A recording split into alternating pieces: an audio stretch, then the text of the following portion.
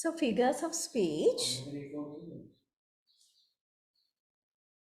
A figure of speech is a poetic device which consists in the use of words and phrases in such a manner as to make the meaning more pointed and clear and the language more graphic and vivid. So that is how figures of speech is defined.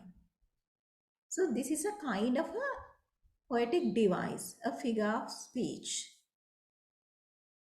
And then it has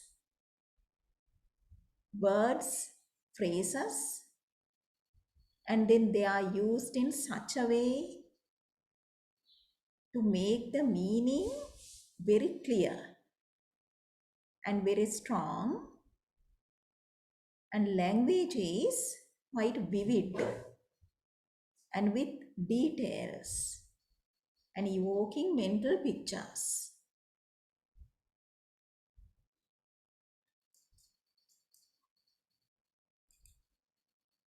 Right. So first of all, we will look at similes. So when we discuss about figures of speech, this is something we usually discuss first, simile. Because simile is fairly commonly used in poetry and other literary works. A simile is an expression of likeness between different objects or events. It consists in placing two different things side by side and comparing them with regard to some quality common to them. In other words, there are two essential elements in a simile. First, the two objects compared should be different in kind. Secondly, the resemblance between the different objects compared must be clearly brought out. And words like, and as are used. Okay, so when we look at this, we can see that a simile is an expression of likeness between different objects. Right, so different objects are taken and the similarity between different objects are considered. So it consists in placing two different things side by side. So usually different things are compared. And when we compare two different things, they are compared considering a common quality. Now, something common to both of them is considered. Right. So, to sum up, there are two important elements in a simile. The first thing is these things, these two objects should be different in kind. So if we compare two similar things, it does not become a simile, but it is a comparison only. So different things should be compared. Now that is a must in a simile. And then the resemblance must be clearly brought out. And of course, we know either this word like or as should be used in a simile. So let's look at some examples. First one is, she ran like a hare. Here is a rabbit and she ran like a hare.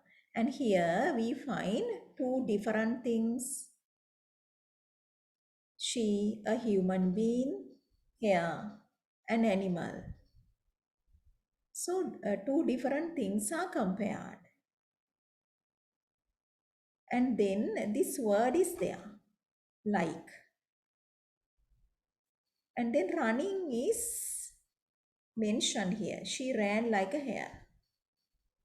And of course, when we look at this simile, we know that there is something shared by both this girl and the animal, even though they are different beings. So when we look at this, we can deduce that to be the speed. And we know rabbit is an animal which runs very fast. And then we can deduce that this girl too ran very fast.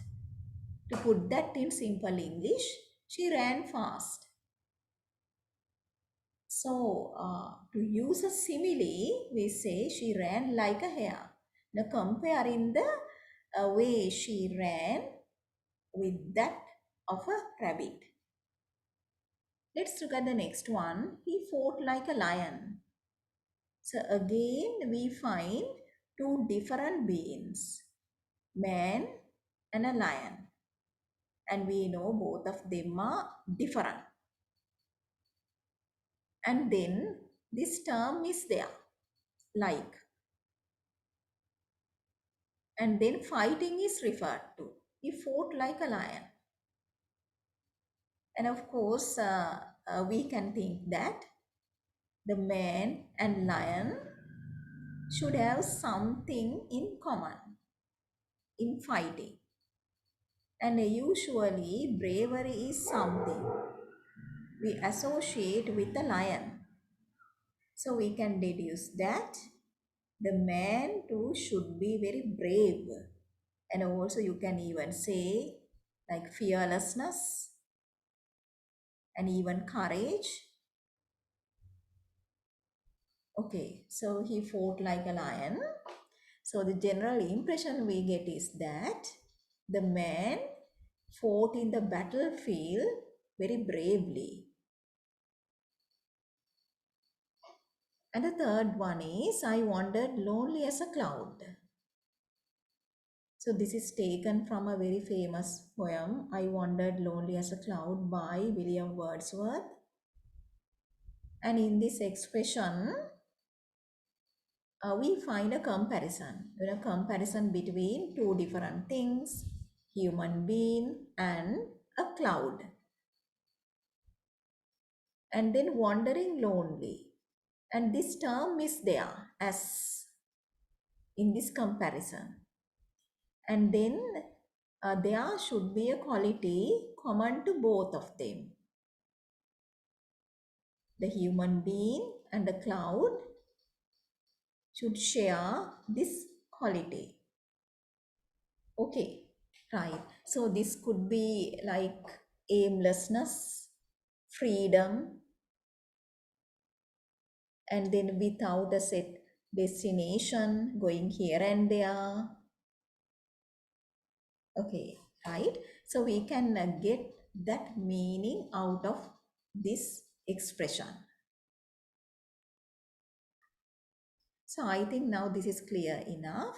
Shall we then move on to metaphor?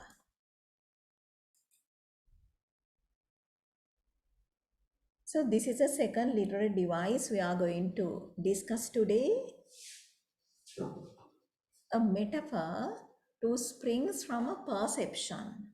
The perception is like perceiving, understanding of likeness between objects or situations, which may be different in other respects. Is perceived, that is understood. Likeness is implicit in metaphor, unlike in a simile. So we know that metaphor too is a comparison. And then two objects are compared, two things are compared. And these two things should be different.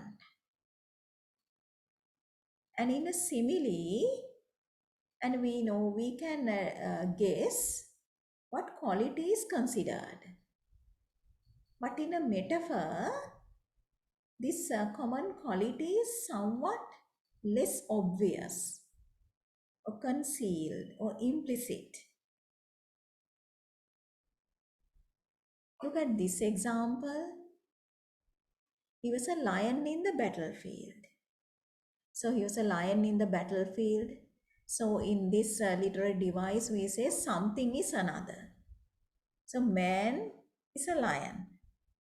So that is quite difficult to imagine. Right? Something unthinkable. Man could be a lion, but then he was a lion in the battlefield. So once again, we can understand that this is a reference to his bravery, but it could be fearlessness. It could be his ferocity, killing his enemies, right? So it could be anything like that. And then look at the second metaphor given as an example. She was a peacock. And she was a peacock, and peacock we know is a bird known for its beauty, and it is known for its pride. So that is actually common knowledge that a peacock is a proud one. And then when we look at this metaphor, at once we can't clearly understand whether it is the beauty or the pride that is referred to. So it could be the beauty of the girl, or it could be pride, or it could be both. So that common quality is somewhat implicit, unlike in a simile.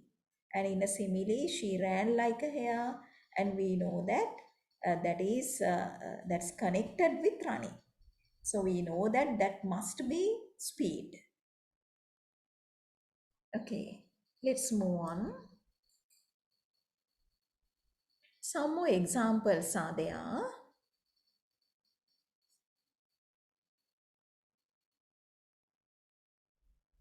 So look at this poem. It has only 4 lines. The night is a big black cat.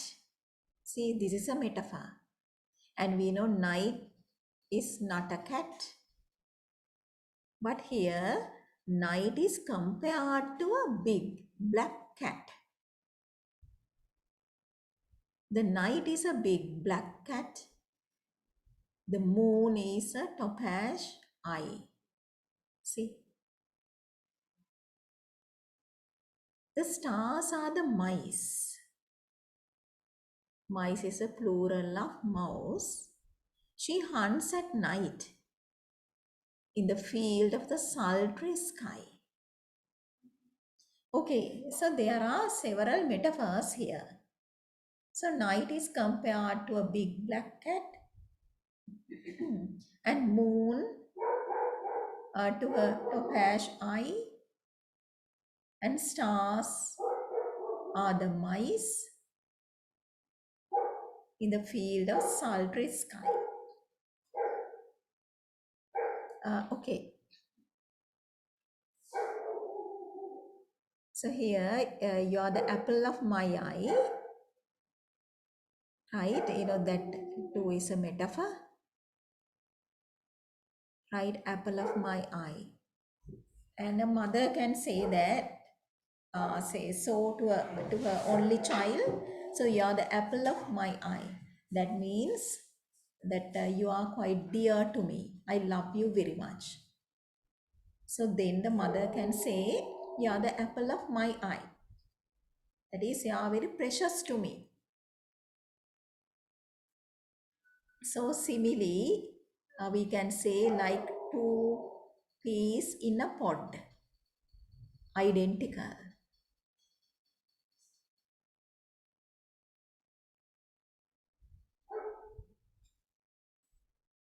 As like as 2 peas in a pod.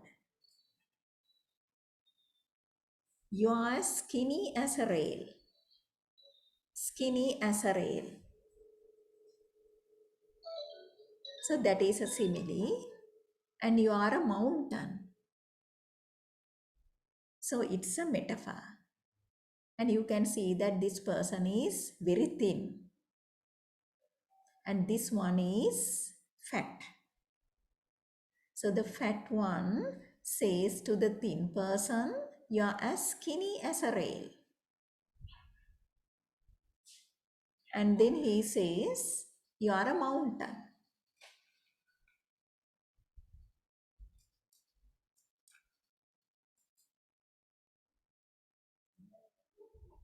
So this is our next literary device, personification. So this too is commonly used in poetry. This is really a special kind of metaphor. So on one hand, you can say that this is a kind of a metaphor, special kind of metaphor, in which inanimate objects and abstract ideas or qualities are spoken of as if they were persons or human beings. So inanimate means lifeless, without animation or without life. So lifeless objects or simply ideas, abstract things, or sometimes qualities, states, qualities like kindness and then innocence and also death, states like death, childhood, right? Those things are spoken of as if they were persons or human beings. Some examples are quoted here. First one is, death lays his icy hands on kings. And we know death is not a person. So death does not have hands. And icy means very cold. So death lays his icy hands on kings. That means death treats everyone equally. So it does not spare kings. Right? So his hands are icy, and we know it's when a person dies, the body becomes very cold. So coldness is something that is connected with death. So that is referred to with this icy hands. Look at the second example. Moon walks in a silver shoes. Moon is not a person, an element in nature. But moon is compared to a lady. She walks in a silver shoes, wearing silver color shoes, silver shoes. And also this is taken from a poem titled Silver. And there it goes like, slowly, silently now the moon walks the night in a silver shoe. This way and that way she peers and pays. Silver fruit upon silver tray. So moon is in that poem, moon is compared to a graceful, beautiful lady who's walking gracefully, silently, slowly, like a real lady. She is not running and she is not quick in her step, but walking very slowly, gracefully. So that is the way, moon actually appears in the sky very silently. And then quietly it moves across the sky.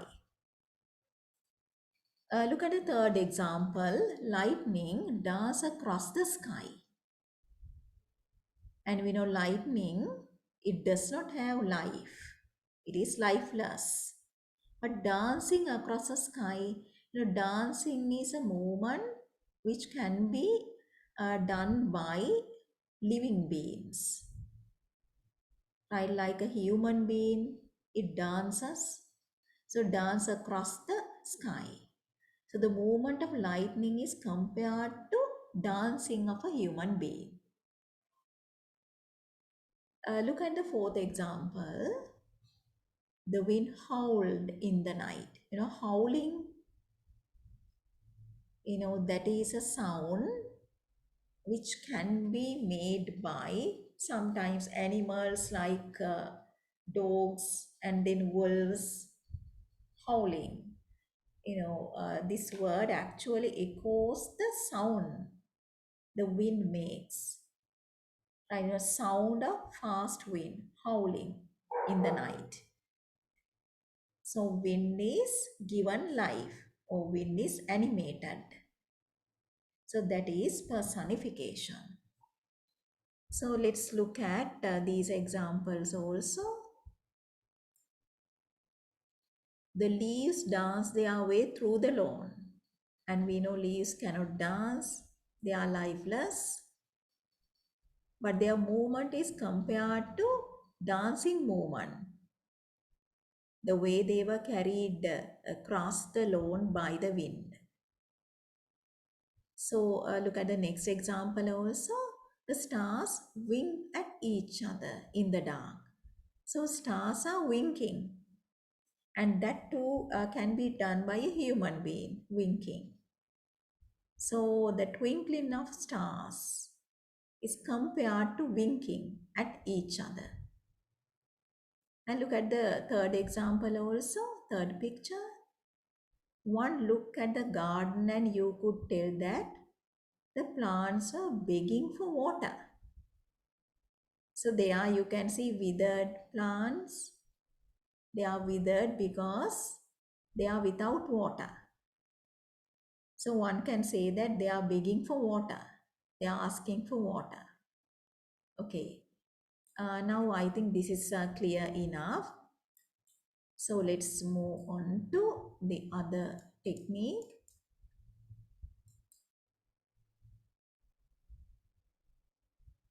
So this is hyperbole. So hyperbole too is commonly used in poetry and other literary works. So basically this is an overstatement. Things are represented much greater or smaller than they really are, with the intention is with the aim of producing a more striking effect than a plain statement can. Okay, to quote an example, one can say 1,000 thanks to you. That does not mean uh, that the person won't say like thank you 1,000 times. But of course, to show the person's immense gratitude, one can say 1,000 thanks to you. Okay, right. So let's look at this. Here you find a lot of examples of hyperbole or exaggeration. So the plain English word is exaggeration.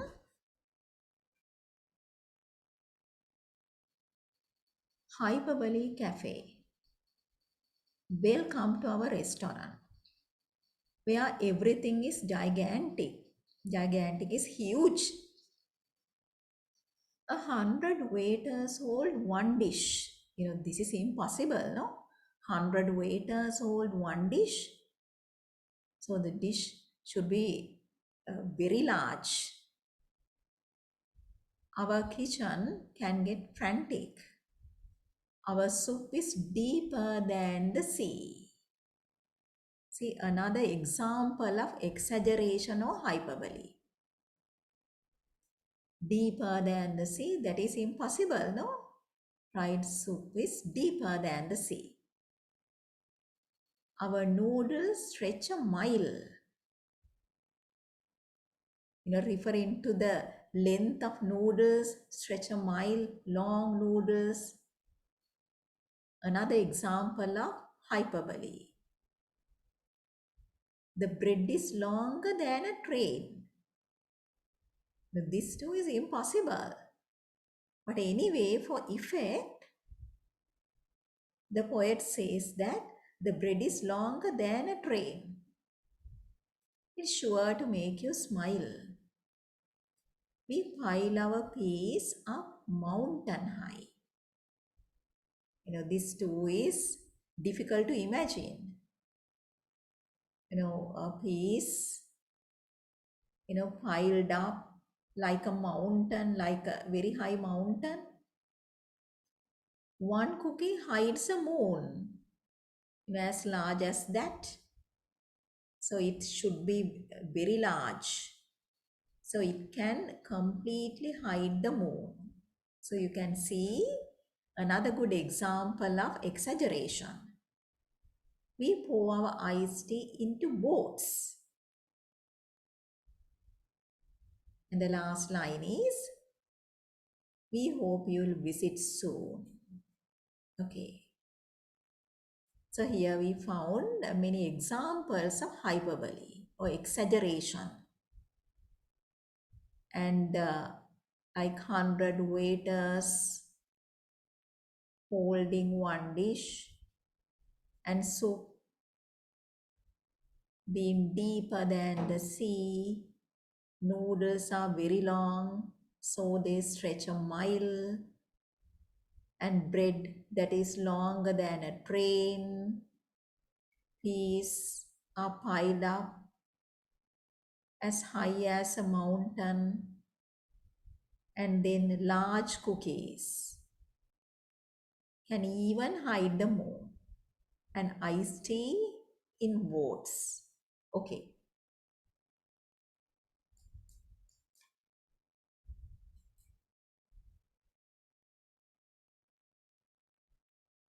So let's look at these poetic devices.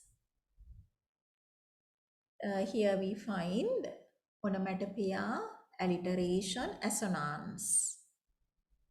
And all three of them are based on sound. Let's look at the fifth one, onomatopoeia. So the meaning of onoma is name, and poeia means make. So this is a use of a word or words whose sound itself conveys the sense. Sense is meaning.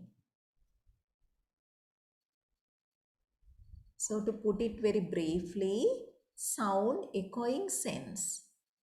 That is, when you say the word, automatically the sound is created. So you don't have to worry about the meaning. You don't have to think about finding the meaning in a dictionary.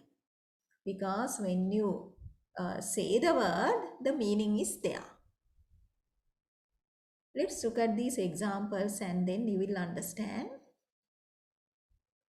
It cracked, growled, and roared. Right, growling, cracking, roaring, and then roaring of lions.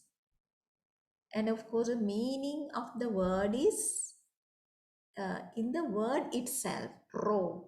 The sound is created, right? So that particular sound is created when you pronounce the word. Look at these examples. Howled, who sound howled, hooted, rattled. Rattling, an unpleasant sound. Unpleasant, monotonous or dull sound. It is a repeated dull sound, rattling, like rat sound. And patter, clash, groan, creak, and also whisper, murmur, and buzz also. Okay, they are onomatopoeic words. Then look at this one, alliteration. So alliteration is the same consonant sound that is repeated. So same consonant sound is repeated at the initial position, that is beginning of words placed in close succession. So the words should come close by. right? Usually in one line or two lines that are very close by. And these sounds should come at the beginning. Look at the example. He ran and wrote some words in rhyme. Okay, ran, r sound, wrote, r sound, and rhyme. So same consonant sound, r is repeated. That's at the beginning of words.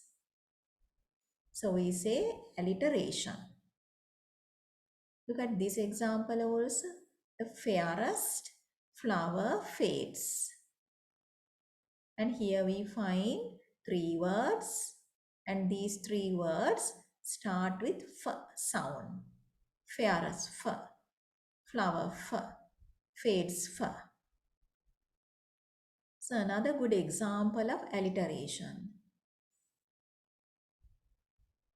So it is not the same letter but the same sound, because sometimes we know that one letter may correspond to more than one sound.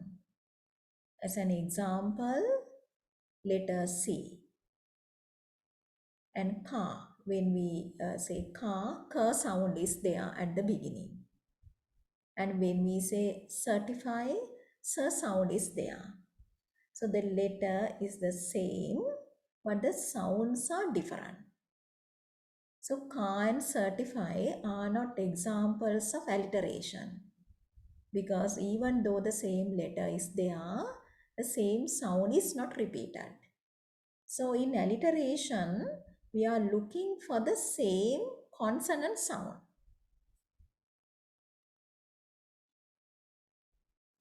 Let's look at assonance. Okay. So this is a repetition of the same vowel sound. So in alliteration, we discuss the repetition of the same consonant sound. In assonance, the same vowel sound is repeated. Look at this example: hubble, bubble, toil and trouble, sound. Hubble, bubble, and trouble, sound is repeated. So that is assonance. The same vowel sound is repeated.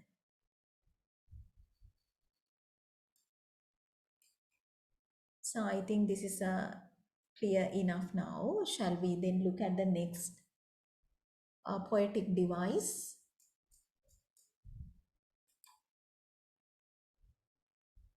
So this too is based on sound, consonants. So this too is repeated consonant sounds at the ending of words placed near each other, usually on the same line or adjacent lines. Adjacent is close by lines, like the first line and the second line. So close by lines.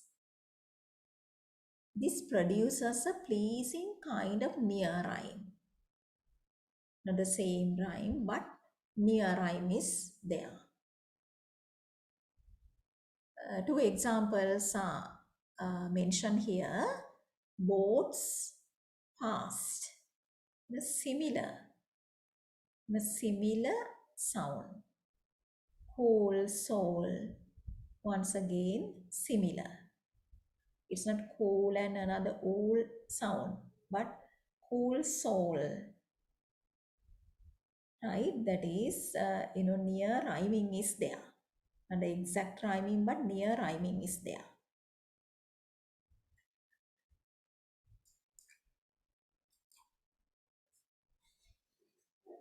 And this is cacophony, and this is not actually nice to listen to.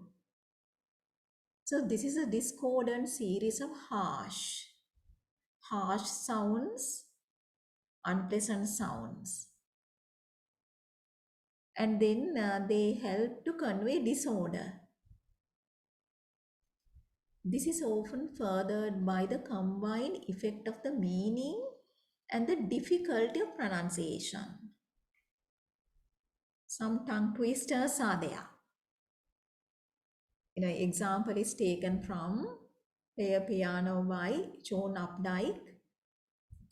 My stick fingers click with a snicker, and chuckling they knuckle the keys.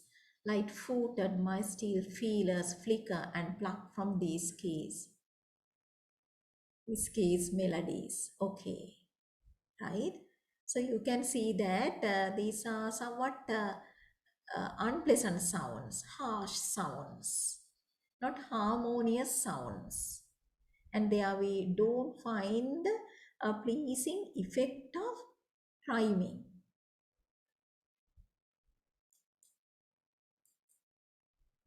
And euphony is the opposite. A series of musically pleasant sounds. And in cacophony, the sounds are unpleasant, not that pleasing to the ear.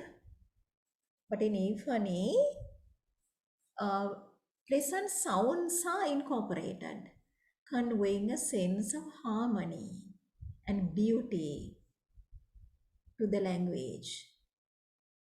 Some examples are there, taken from A Bird Came Down the Walk by Emily Dickinson. Then oars divide the ocean, two silver for a seam. Then oars divide the ocean, two silver for a seam. Oh, butterflies of banks of noon leap flashless as they swim. A bird came down the walk. It should be I, okay? Taken from the last stanza.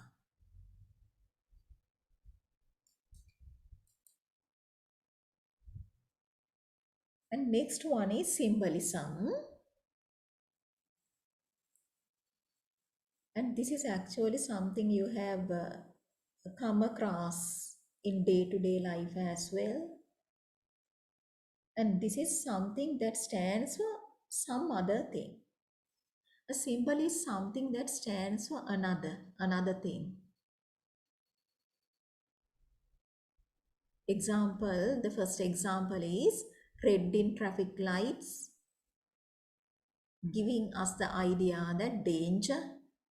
So you know that in traffic lights, that is something we see every day. And when red flashes, you know that it conveys danger. Stop. You can't move. So you stop. And then green in traffic lights conveys that road is clear. Now you can proceed. It says go. And then yellow, that means you get ready to move. So the colors convey a certain idea, right? So that can be taken as symbolism in day-to-day life. And also we know that common symbols like white, we say a white character, that means good person. And black character means evil or bad person, a malicious person. So symbolism can be a sign or it can be a letter even that has a fixed meaning. Some more examples are there.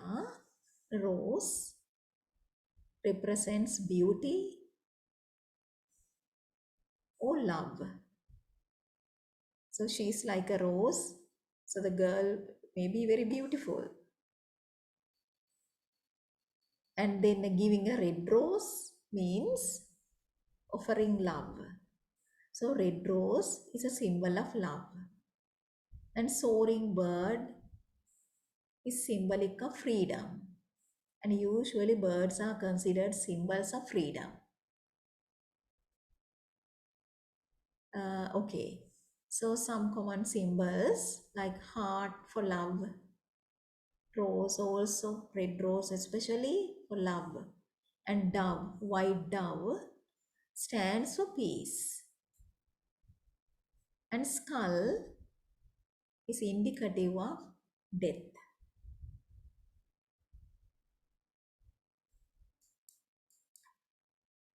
Let's move on.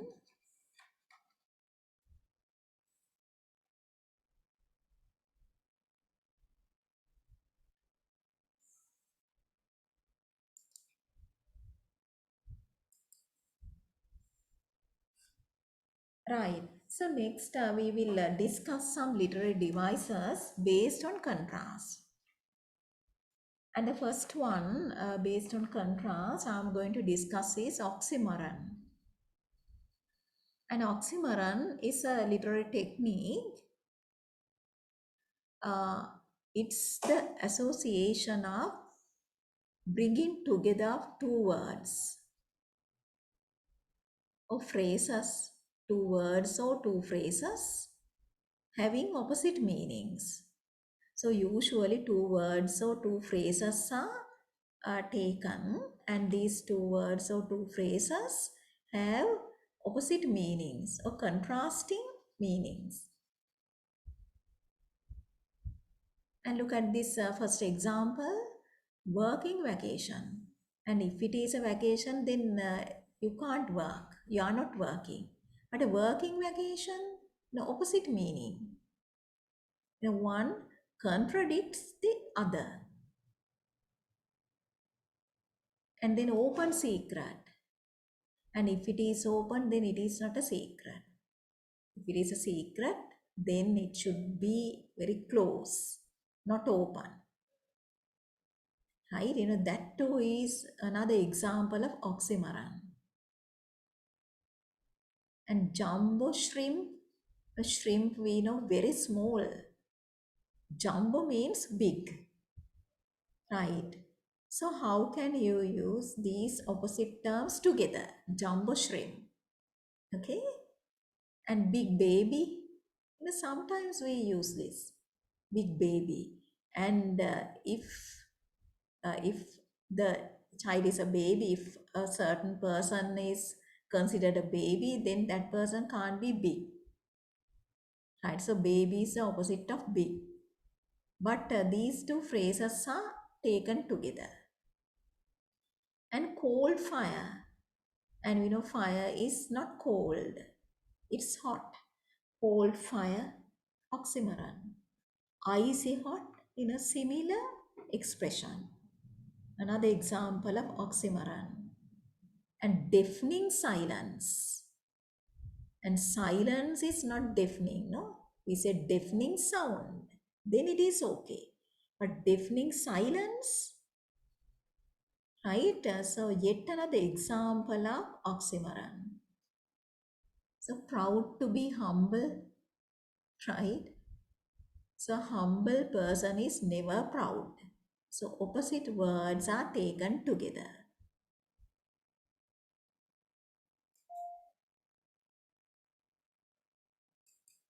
Okay, so contradictory means opposite.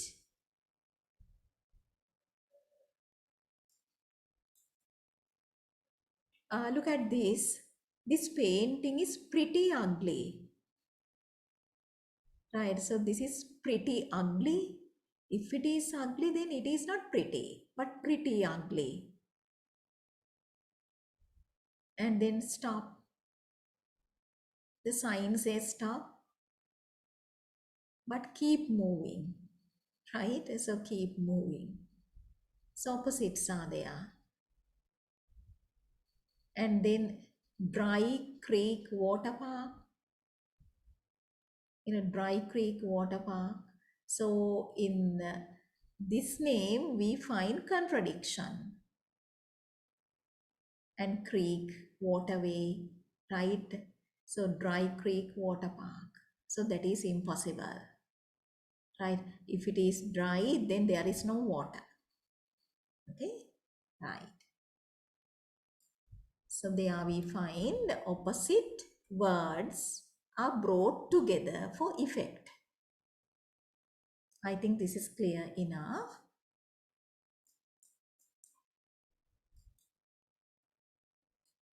So this too is based on contrast. This is a paradox. Paradoxes cause the reader to think, right? Like, teasing your brain. Okay. So they appear contradictory, like contradicting each other, right? Opposites, but contains an element of truth. One is opposite to the other, but anyway, when you look at the whole expression, you can see that this has a certain deep meaning. This is actually the truth. So it can be a statement or a group of statements. Look at the first example. The child is the father of the man. So if he is a child, then he can't be the father of the man, no? Right? So man should be the father of the child. But the child is the father of the man. But anyway, when we come to think about this, we know that that can be right. The child may be the father of man. And also look at the second example. He's made conspicuous. Conspicuous is noticed. You notice something more by his absence. Sometimes in a class, if one student is not there, the teacher may say that so and so is absent today. Why is that person absent today? Then others in the class also notice that that student is absent today, right? So he is made more noticed by his absence. Since he is absent, the teacher speaks his name and then points out that that one is absent. So he is more noticed even though he is physically absent. You are able to see things invisible to see. And this line is taken from the poem Go and Catch a Falling Star. It is a poem you will study later. There you are able to see things invisible to see. Invisible to see. And you can say if it is invisible, you can't see. You are not able to see. But you are able to see things that are invisible. But this too is impossible. So we can see that opposites are there. Contradiction is there. But anyway, this contains a grain of truth.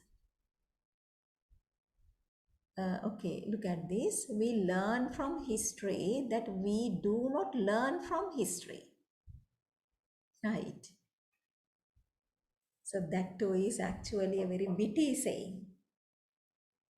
Right. When we look at the history, we can see that we have never learned from history. That's why we keep making the same mistake over and over again, because we never learn from history. Right? We learn from history that we do not learn from history, because we can see that we have repeated the same mistake in the past.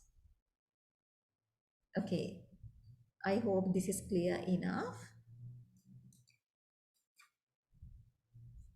So this poetic device too is based on contrast. Antithesis. Anti means against or opposite. Thesis is placing. That is placing together two opposite things.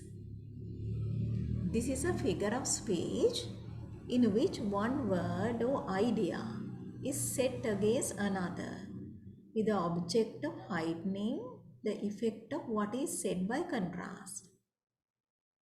So in antithesis, right, usually we find the whole idea or two sentences They are placed side by side and they are opposite to each other. God made the country, but man made the town. So you find a whole idea there, right?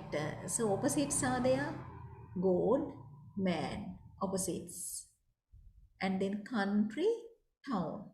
So God made the country, but man made the town. And united we stand, divided we fall. So we find the opposite ideas are there: united, divided, stand, fall. That is, if we are together, that we will stand together, and then we won't fall, we will prosper. But if we are divided and if we fight with one another, that is our downfall.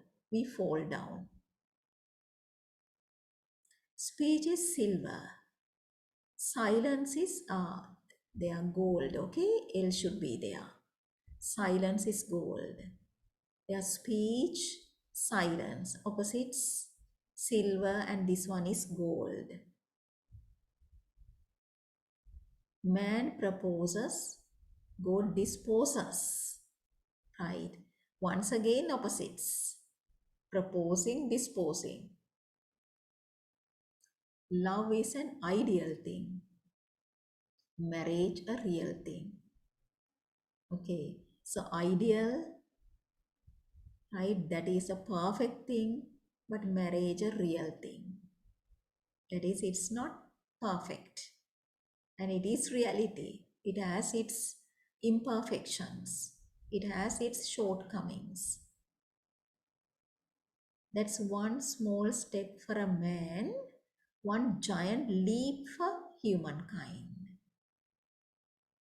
Right? One small step, giant leap. We say Pimma, giant leap, man, humankind. Right? So you find opposites. Okay, just to go back.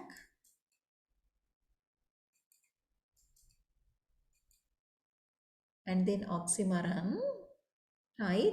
So this is actually a paradox reduced to two words: working vacation. Okay, and then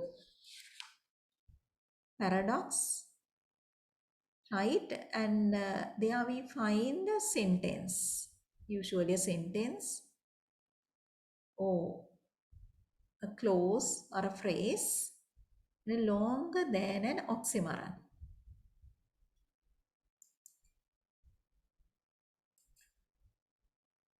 And then in antithesis, the two ideas may be there. Okay, so oxymoron is always very short and to the point, and paradox is it's a witty saying, right? The contradiction is there, but you can see that it contains a truth. And in antithesis, that sometimes whole phrases are placed side by side in order to contrast, and then sometimes maybe the whole statements, ideas. Okay, right, as you can see from examples.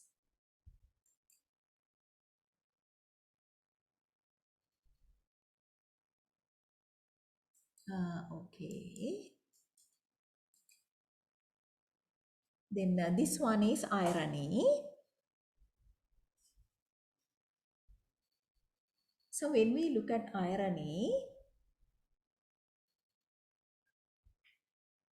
so today I'm going to discuss three types of irony commonly used. So the first one is verbal irony. Right, this is a very common example. Yeah, you are a fine person to preach me. Preach means advice. Right, as a fine person to preach me. So meaning may be the opposite. That is, you are not a suitable person to advise me. Right? If I think that the other person, the person who is advising me, is not a good person to a suitable person to advise me, then I will say you are a fine person to preach me. Right? Fine means suitable, no? Right? You are the right person to advise me. But the meaning may be opposite. In the same way, if I say, you are a very good person, if I stress you are a very good person, I may mean the opposite. Right? So that is irony at word level. So we say something, but the meaning is the opposite. The meaning may be the opposite. So here we find another type of irony, situational irony. That is irony of the situation. So an example is quoted here. Mr. Richards, a renowned means well known, a famous channel swimmer, is drowned in his own lily pond. So he is a very capable swimmer and he can swim so well, right? Even across channels from one country to another even. But anyway, he was drowned in his own lily pond. He was drowned in that shallow pond, garden pond. That is ironic situation. Irony of the situation is there. Okay. Similarly, one can say that, a marriage counselor while, right, marriage counselor is trying to getting ready to uh, getting ready to separate from his wife. That too is an example of situational irony.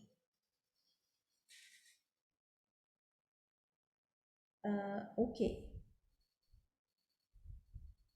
And also, one can say that he is a pilot, but anyway, he's scared of heights.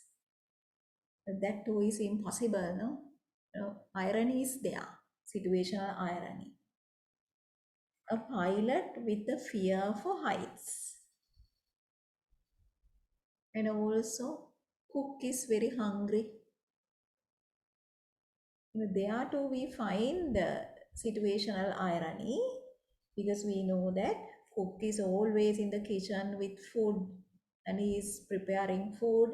Then he can't be, we assume that the person can't be, the cook can't be hungry, but hungry cook. Another example of situational irony.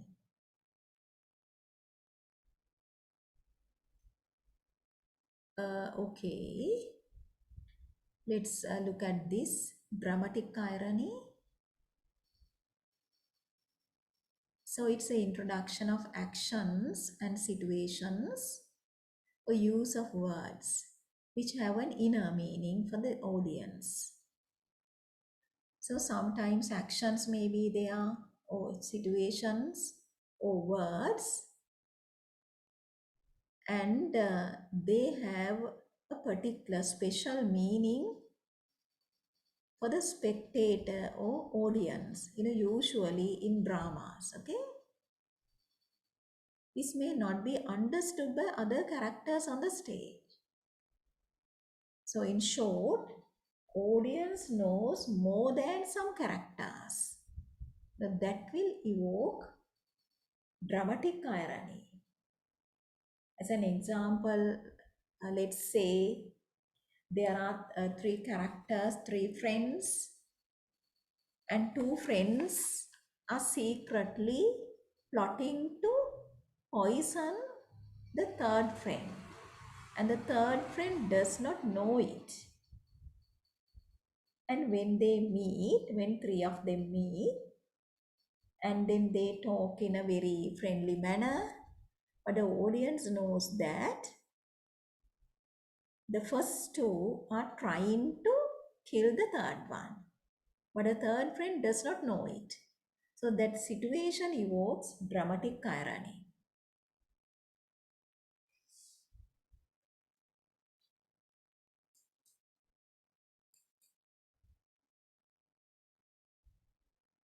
So I'm going to look at pun as well.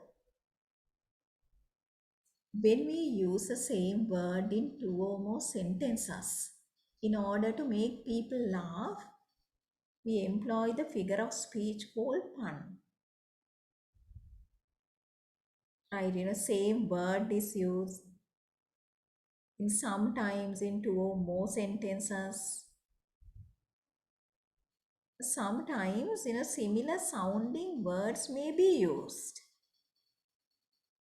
Right, so when we say these words, same pronunciation is there, but the meanings are different.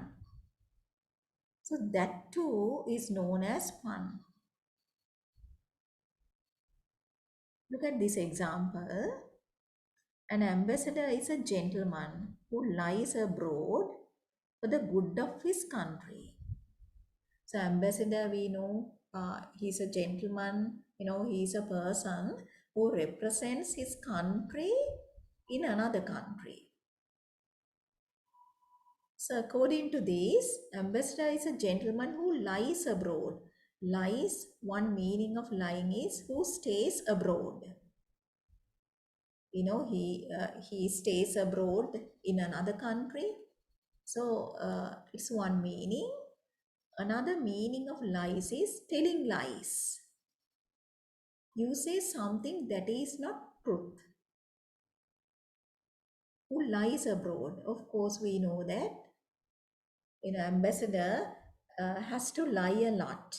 If there is war in his country, he will say that there is peace in our country. And then if there are a lot of poor people in his country, he will say that no, there are no poor people in our country. All are above the poverty line, he will say. But that is to create a good image of his country in another country. Right? So he lies abroad, telling lies in another country for the good, for the benefit of his country. So both meanings can be applied to this place, like staying and then telling lies. This is known as pun.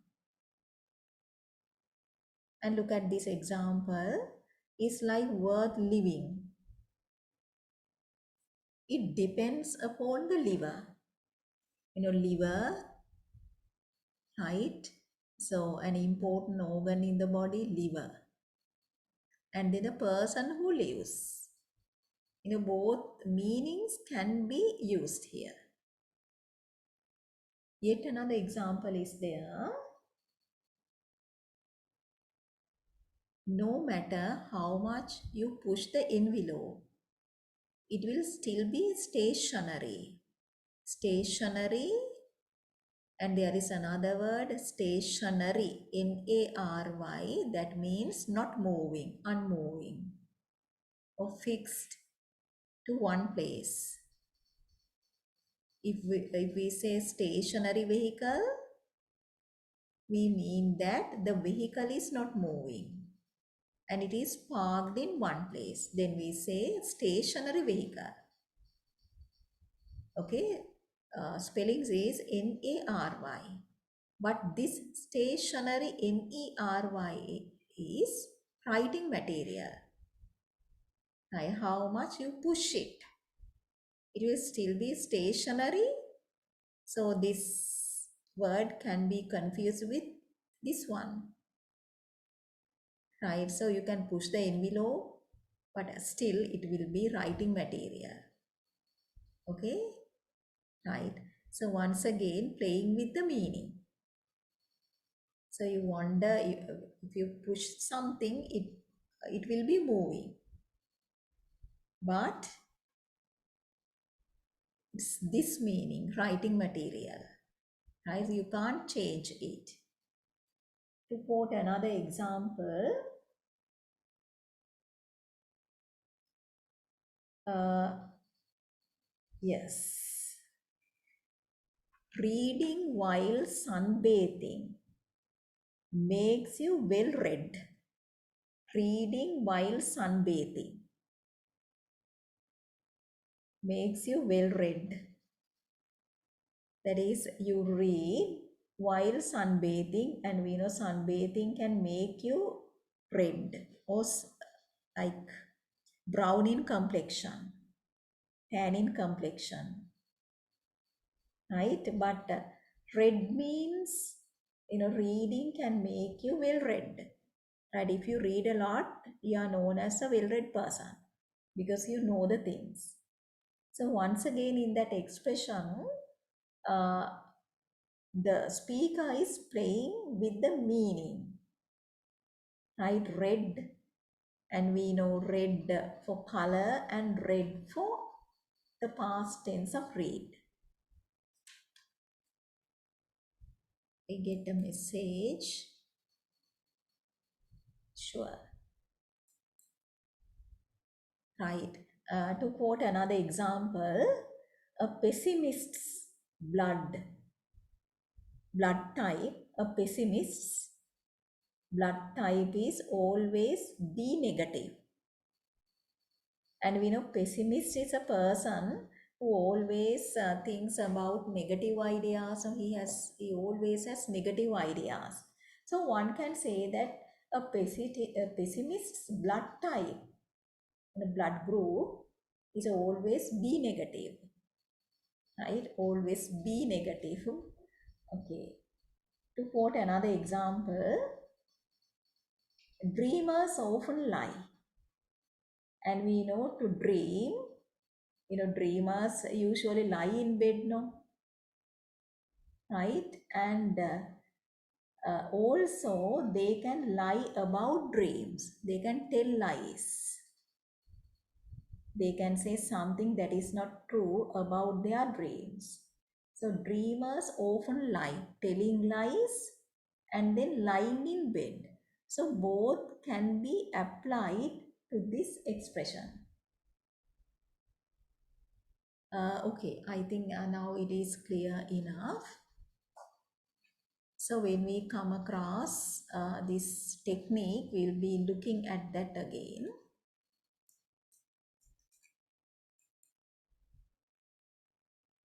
So I want to look at this as well, metonymy. So metonymy is representation of one thing by something closely associated with it. That is, one thing is represented, and when we represent something, it is represented with another thing that is closely linked with it. The pen is mightier than the sword.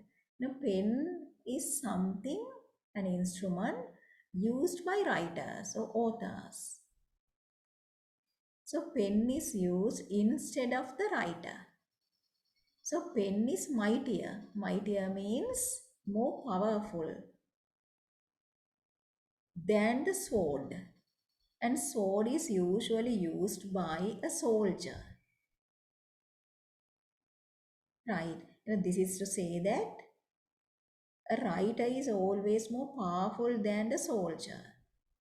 That is, a writer's pen is more powerful than the sword of a soldier.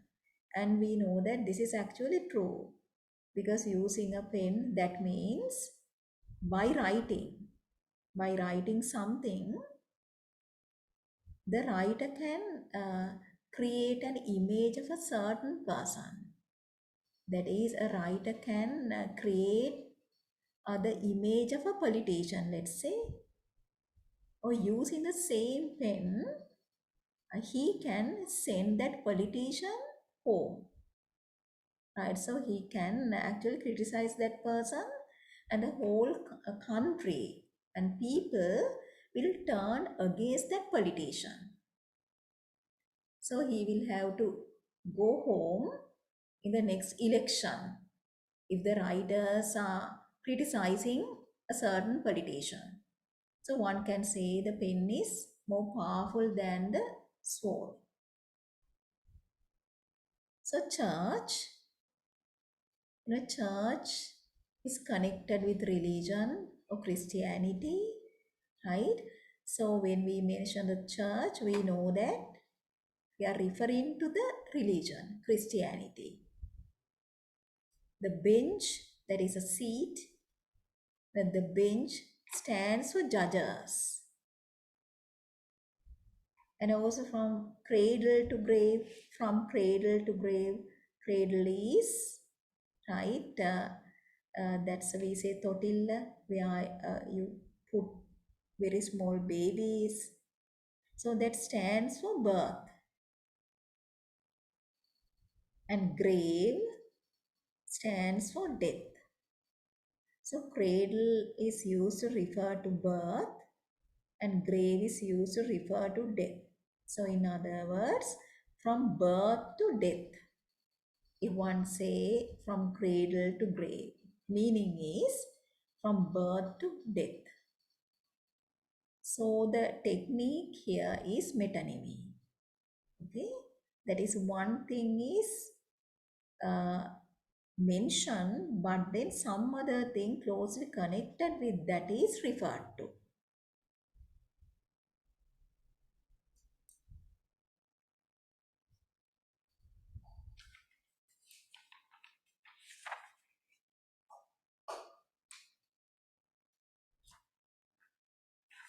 Okay, so this is pathetic fallacy.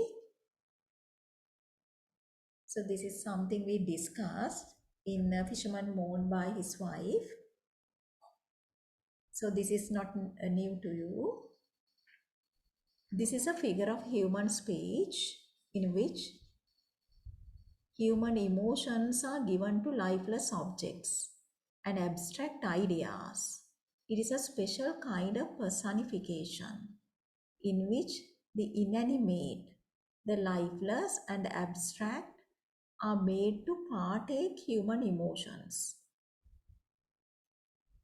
So, briefly, human condition may be reflected in natural condition. That is, human situation is reflected in nature. Okay, so human emotions sometimes are given to lifeless things or certain ideas, right? So nature is given life and nature reflects what happens to human beings. And look at this example. All nature wept at his death, and the flowers are filled with tears. That is, suppose a person died, and if it is a rainy day, one can say, all nature wept at his death, and flowers are filled with tears. Outside, the windy spoils of leaf, trees that it used to nurse. So this is quoted from Fisherman Mourned by His Wife. So the situation is husband is dead and wife is helpless. So this is conveyed through this image. Right, so wind is very strong and strong wind causes leaves to fall down from trees. And then it is similar to the condition of the family. And when the husband or the father is dead, father is usually the breadwinner. If he is dead, the whole family is helpless. It's difficult for the family to survive. So that is how nature reflects human situation. So it is this technique. So here is yet another example, tree in flowers. And we know in the same poem, uh, flamboyant tree in buds. That is tree in flowers, right? In buds. That is to indicate that the wife is pregnant, right? And she says, flamboyant tree is in buds, I was with child. And another example, this is taken from a certain short story, abandoned, neglected garden full of weeds. Right, so in that story, there's a girl, and then she's disturbed in the mind, and she's confused in the mind, and she finds that it's difficult to take a decision over something. The mental condition is totally confused. So that is reflected in the garden she stays at that time. So it is an abandoned garden. It's a neglected garden. And there are a lot of weeds in the garden. So that surrounding reflects a confused mental condition, mental confusion. So I hope this is clear enough.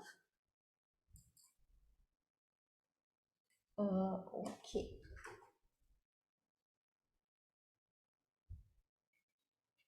let's move on.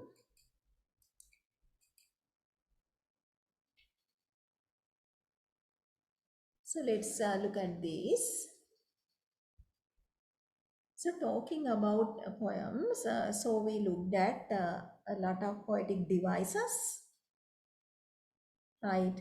To look at poems in general, and we know poems have ideas. So poetry has an idea, and the poet tries to convey it through imagery,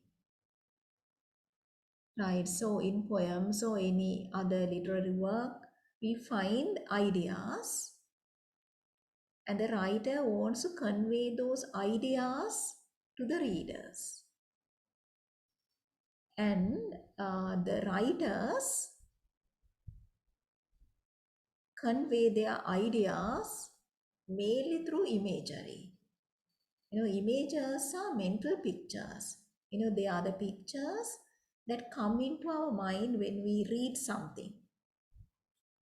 So imagery is the writer's use of vivid and descriptive language to add depth to work. It appeals to our five senses. And through our five senses, we perceive the world around us. And here you can see these organs, ear, eye, and we find here tongue, nose, and also skin, right? That is, you touch something,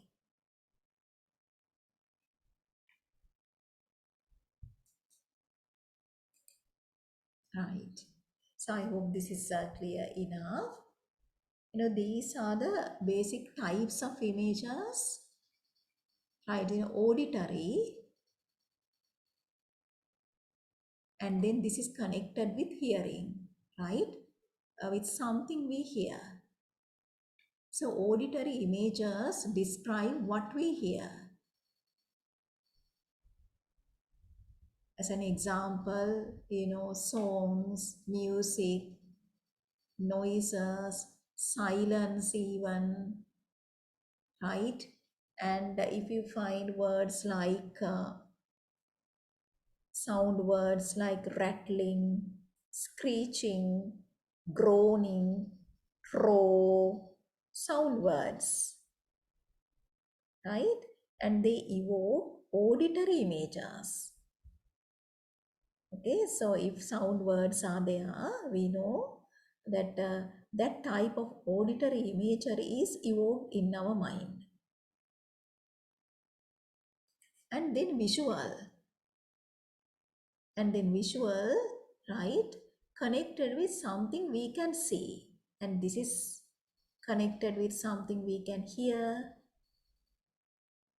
right? So we use our hearing organ, ear, and then visual, visual images appeal to our sense of sight.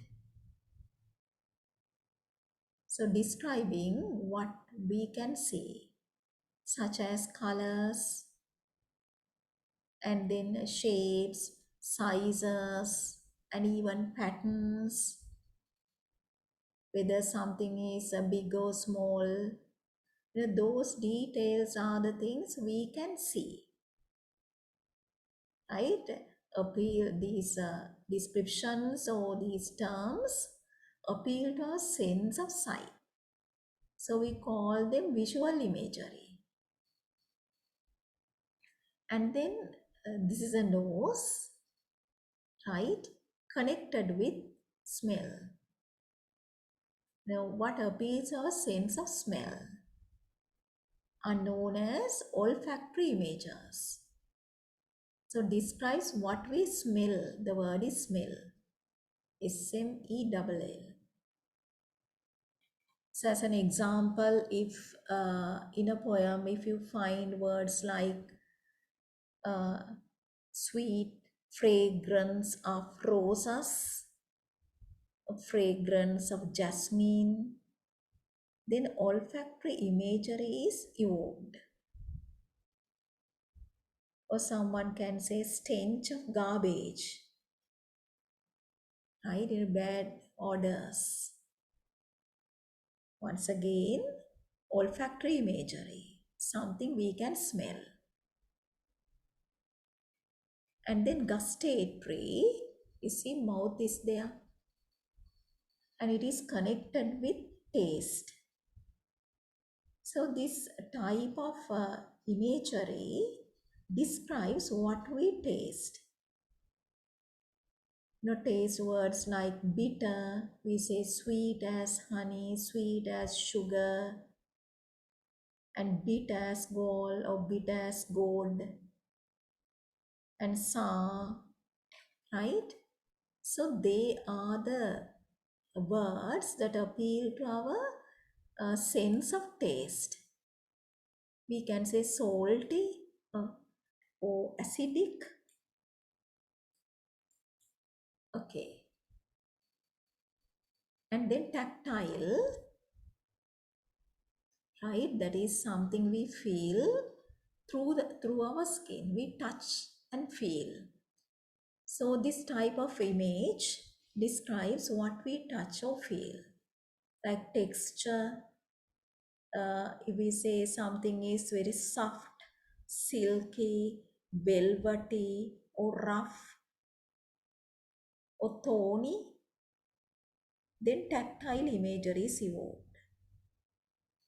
And also movement, and that is actually known as kinesthetic imagery.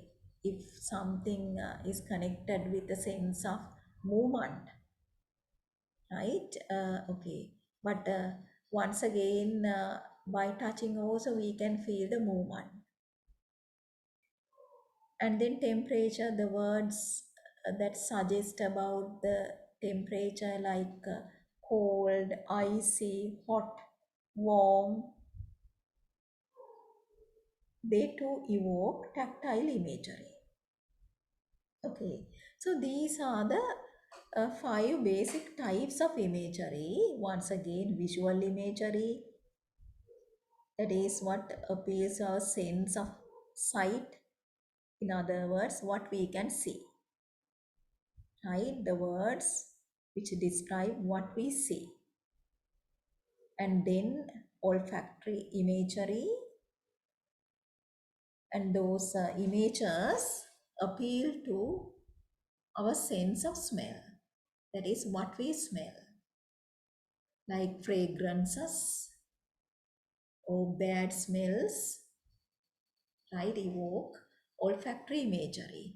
And gustatory imagery is uh, connected with taste, right? Describes what we taste.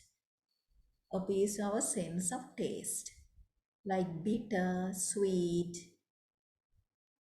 right? And sour as well, salty, hot. Okay. And then tactile appeals our sense of touch, like velvet is smooth, rough, hot, cold, right? Tactile imagery. And auditory, they are the sound words, the sounds we can hear.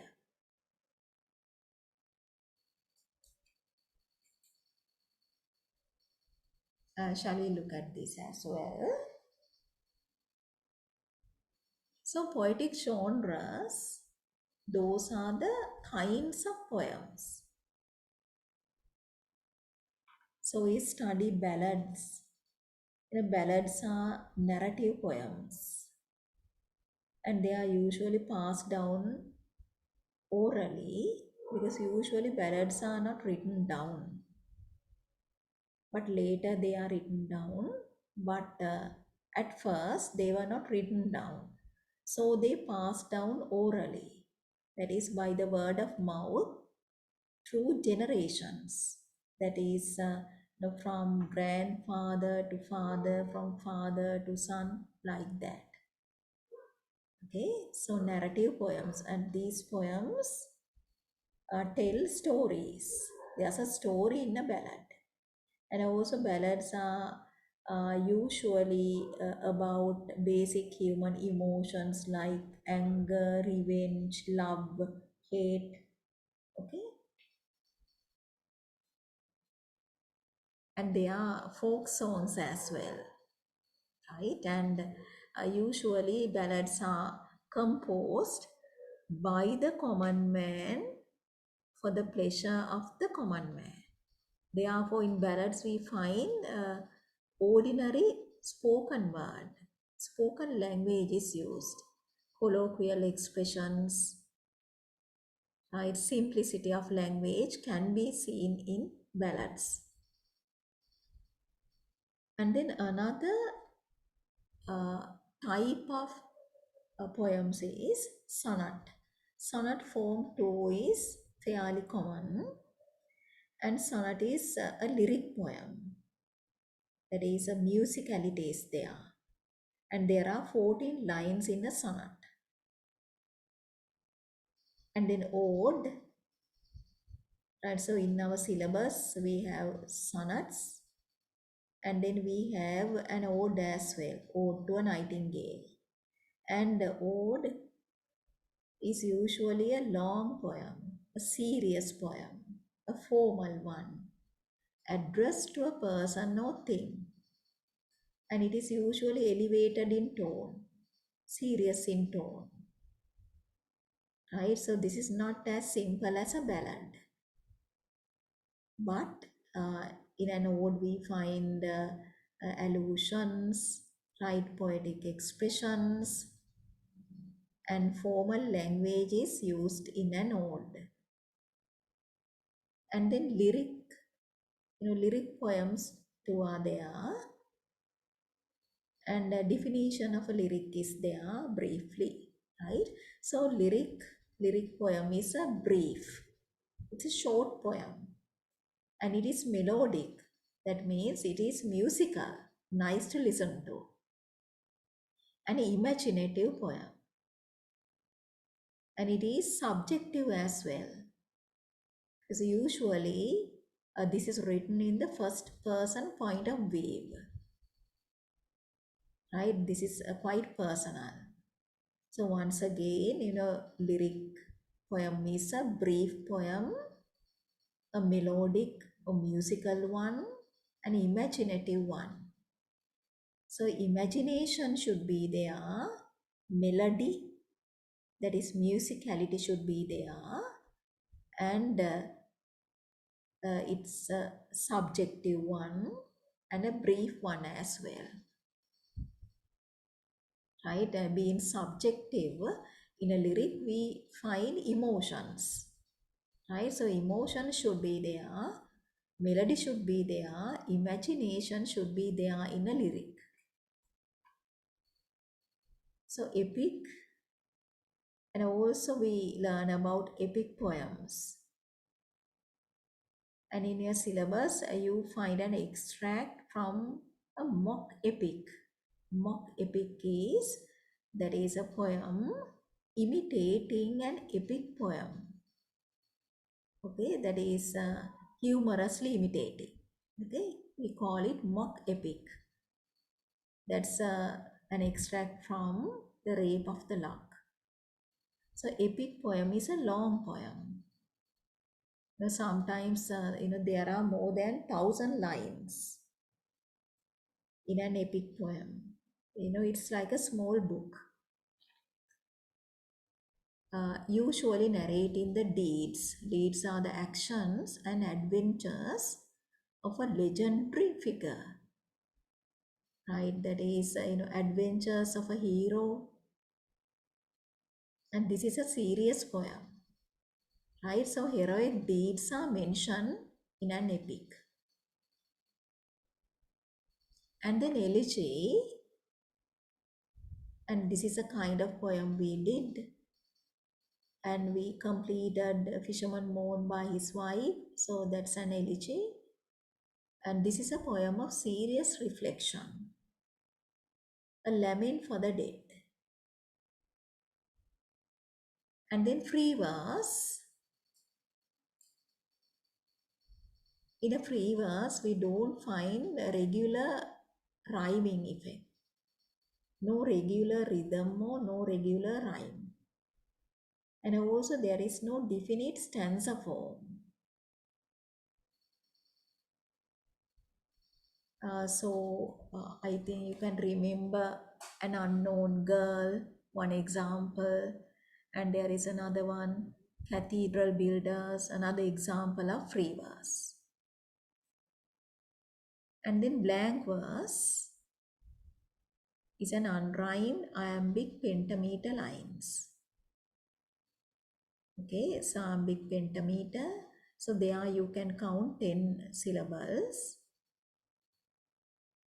So two syllables are taken together and they are known as one foot.